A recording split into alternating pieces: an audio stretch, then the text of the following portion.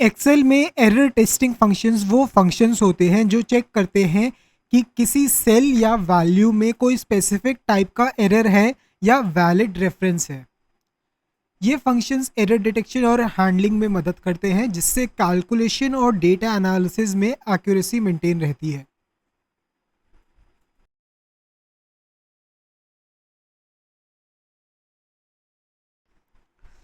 तो अब हम अगर बात करें कि आखिरकार हम इस फंक्शन फैमिली में से एरर टेस्टिंग वाले कौन कौन से फंक्शंस को एक्सप्लोर करेंगे, तो वो है इज एरर, जो कि स्पेल होता है ISERR। फिर दूसरा है इज एरर, जो कि स्पेल होता है ISERROR।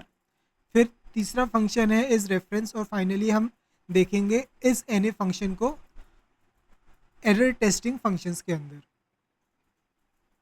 इज एरर फंक्शन को एक्सप्लोर करते हैं, जो कि स्पेल होता है ISERR। तो इस फंक्शन की अगर हम बात करें तो ये सिर्फ एक ही आर्ग्यूमेंट को लेता है, जो कि है वैल्यू आर्ग्यूमेंट। इस एरर फंक्शन चेक करता है कि किसी सेल के अंदर या फिर जो इनपुट आपने दिया है उसमें किसी तरह का कोई एरर तो नहीं है, एक्सेप्ट फॉर #NA एरर। ये ट्रू रिटर्न करता है अगर इसको किसी भी सेल के अंदर या फिर जो इनपुट आपने दिया है उसके अंदर इसे एरर मिलता है, और फॉल्स रिटर्न करता है अगर वहां पे कोई एरर ना हो। तो #NA के केस में भी ये जो फॉर्मूला है फॉल्स रिटर्न करता है, क्योंकि ये #NA एरर को कंसिडर नहीं करता। तो यहाँ पे हमारे पास कुछ वैल्यूज हैं, जैसे कि पहले D43 में एक न्यूमेरिक वैल्यू है, D44 में एक टेक्स्ट वैल्यू है, D45 में एक डिवीजन एरर है, और D46 में #NA का एरर है। तो इस केस में ये सिर्फ डिवीजन वाले एरर में ट्रू रिटर्न करेगा, बाकी सब में ये फॉल्स रिटर्न करेगा। तो इसको चलिए जल्दी से अब यहाँ पे अप्लाई करते हैं।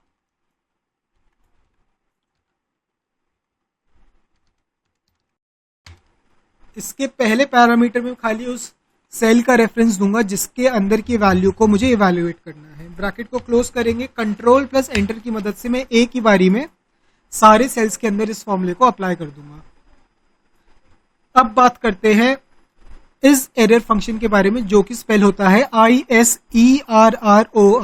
तो इस एरर फंक्शन किसी भी सेल के अंदर या जो इनपुट आप देते हो उसमें चेक करता है कि किसी भी तरह का एरर है कि नहीं, इंक्लूडिंग #NA। अगर इसको एरर मिलता है तो उस केस में ट्रू रिटर्न करता है, अदरवाइज ये फॉल्स रिटर्न करता है। तो इस केस में हमारे पास यहाँ पे सेम वैल्यूज हैं, और यहाँ पे हम इस एरर फंक्शन की मदद से ये चेक करेंगे कि किस सेल के अंदर एरर है और किस सेल के अंदर एरर नहीं है। तो इस केस में जो लास्ट की दो वैल्यूज है, डिवीजन एरर और NA एरर, यहाँ पे हमें ट्रू देखने को मिलेगा और फर्स्ट 2 एंट्रीज में हमें फॉल्स देखने को मिलेगा।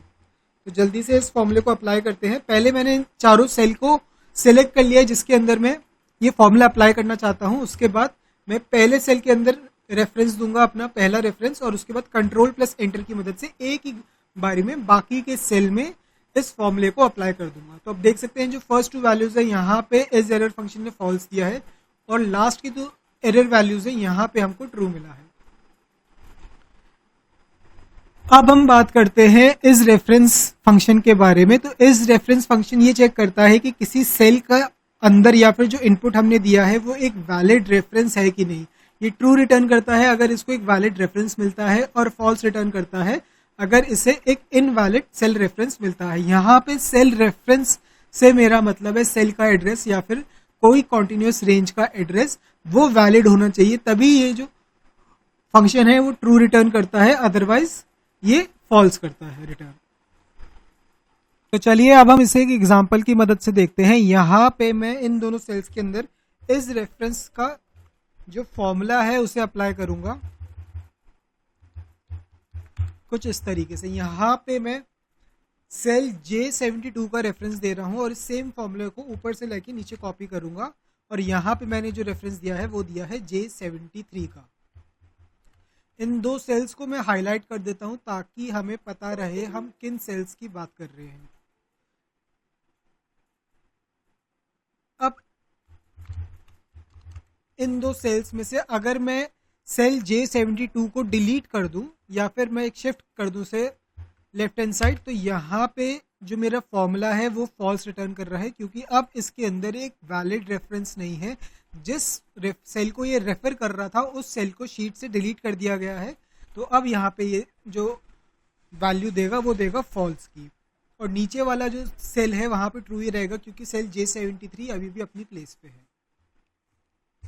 अब हम आखिरी एरर डिटेक्शन फॉर्मूले के बारे में बात करते हैं, जो कि है is an a specifically check करता है किसी भी सेल के अंदर या फिर जो भी आपने इनपुट दिया है, क्या उसके अंदर हैश एन ए का एरर तो नहीं है। अगर उसको हैश एन ए का एरर मिलता है तो ये ट्रू रिटर्न करता है, अदरवाइज फॉल्स रिटर्न करता है। तो चलिए इसको अप्लाई करते हैं। इस यानी ब्रैकेट को ओपन करेंगे, यहाँ पे मैं सेल D86 की वैल्यू दूंगा, रेफरेंस दूंगा सॉरी, और एंटर करूंगा। आप देख सकते हैं यहाँ पे सेल D86 में कोई भी हैश आने का एरर नहीं है, तो यहाँ पे जो हमारा आउटपुट आया है वो आया है फॉल्स। लेकिन D87 में हैश आने का एरर है, तो चलिए इसके ऊपर एने का इस एने का जो फॉर्मूला है उसे अप्लाई करते हैं और देखते हैं कि क्या हमको ट्रू मिलता है कि नहीं। तो आप देख सकते हैं यहाँ पे ट्रू आया है, यानी कि इसने इजीली डिटेक्ट कर लिया है कि सेल D87 में हैश एने का एरर मौजूद है।